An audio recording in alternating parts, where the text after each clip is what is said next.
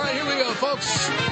Welcome, if you're just joining us, to the Monday edition of the Power Hour. Hour number 2 is now officially in session. Daily exercise and passing out brain brushes, letting everybody stick them in their ear, scrub vigorously, and remove years of built-up propaganda.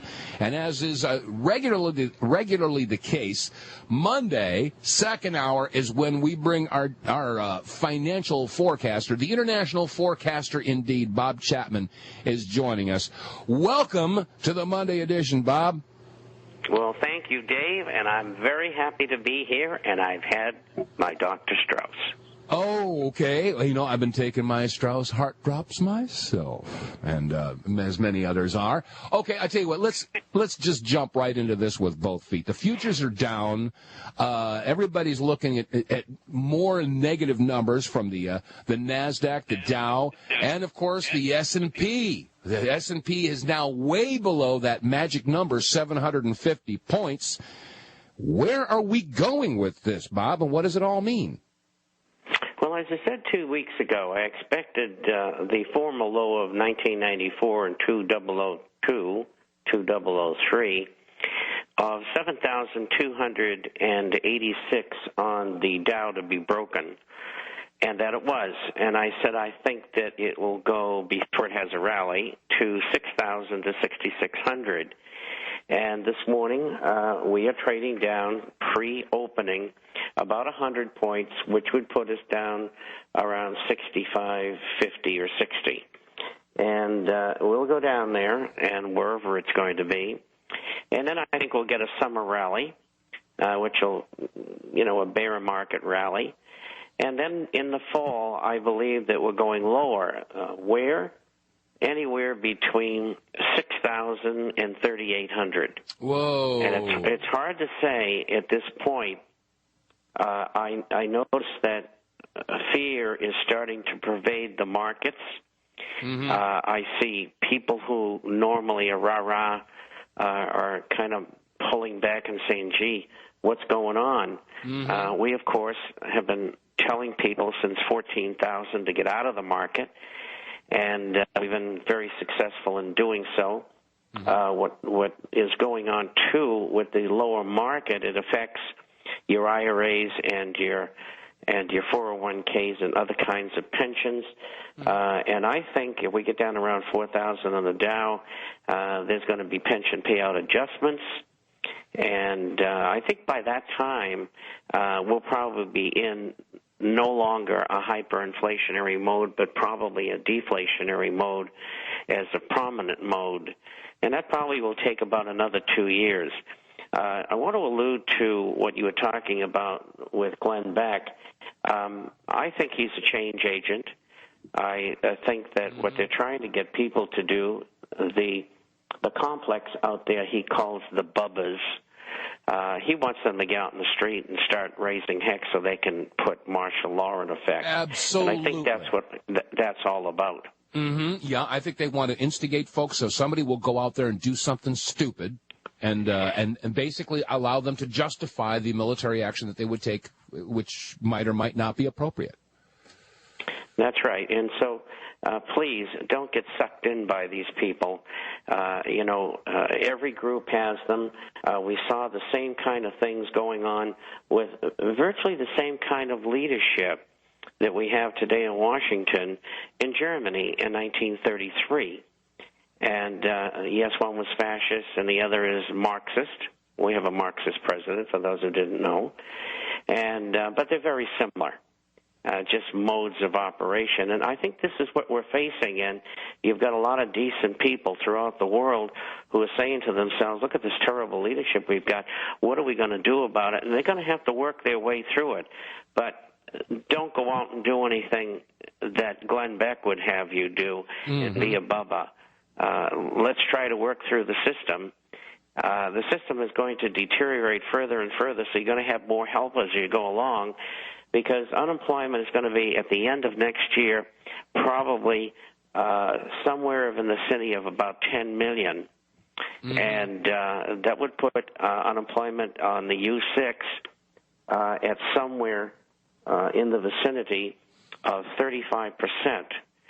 And that's not going to be the end of it. Some folks are saying it's going to be a whole lot worse than that. I mean, if we're losing 500,000 jobs a month at this point, what was the last number? I think we had 697,000 jobs lost in the month of February. I mean, that's almost 700,000. 1.3 million so far this year, Dave. That's what I'm saying. That's what 6.5 million. I mean, those numbers are just so crazy. Well, and then they're lying, too. They're actually the figures are worth because they use a thing called the birth-death ratio, which I won't go into here, but they Mickey Mouse the figures. Mm-hmm. They do the same thing with the CPI and the PPI, which is inflation, both at the producer level as well as the consumer level. They come out last week and said the U6. Now, I got to explain what the U6 is to your people out there. It's a short-term unemployment that they called 8.1%, plus discouraged workers, people who are no longer collecting their state unemployment benefits because they've run out. They said that figure of unemployment is 14.8%. That's official. Mm-hmm. The real figure on U6 is 17.8, and it'll be 22% or more before the end of the year. Mm-hmm. Wow. I mean, and so, we've been telling you on the program, get your seeds, get the things that you need that you depend upon every day, dehydrated and freeze-dried foods, a water filter, things to defend yourself. Don't wait, because if you wait, you're not going to get them. That's right. I mean, this is the whole thrust about this program and what we've been doing for how many years have we been screaming about this? I mean, Bob, you've been joining us off and on for what, 3, 4, 5 years? I can't even keep track of it. It's been a long time, and all we're doing is a public service here. We don't get paid to do this, and we want people to understand that if you're out of work, you want to be able to eat, and if you've got food, you can eat. Each family should put in what they can, whether it's 3 months or 6 months or 2.5 years. Do what you can do. Start planting gardens. My daughter has a great big garden. She lives in the southern part of the country, so she can have 2 or 3 crops a year. Wow, that's great. But you should be doing this, like the old Victory Gardens when I was a kid during the Second Great War. Mm-hmm. Well, I hate to say it, not to go back to this issue about economics, but I hate to be more pessimistic. I mean, you sounded to me when you were just saying how gently these numbers are going to continue to go down. You're saying that maybe by the fall we'll see it down to this level. I think that when this happens, it's going to happen a whole lot quicker than that, Bob. I mean, when the crash happened in 29, I mean, that was almost overnight. When hyperinflation kicks in, that's almost overnight. That happens over a matter of a couple of weeks. I mean, I've seen some of these bills, these $500 billion notes coming from Zimbabwe. I mean, I can't help but think it's going to be a lot quicker. Right. The timing is extraordinarily difficult. But remember, in 1930, the Fed withdrew money from circulation. They did the opposite of what they're doing today. And that's what really caused the main part of the Depression was the Fed's inaction and withdrawal. This time they and the Treasury are flooding the world with money. And they know that won't work either. They're trying to find a place where they can plug in the next war so that people will be running hither and yon like they did in 1942 off to some conflict in Asia or Europe or maybe this time in the Middle East. And they won't worry about having a job, getting an insurance for their car or their home, or whether they got a home or whether they got a car. They'll be more worried whether they're going to get killed in Iran or something.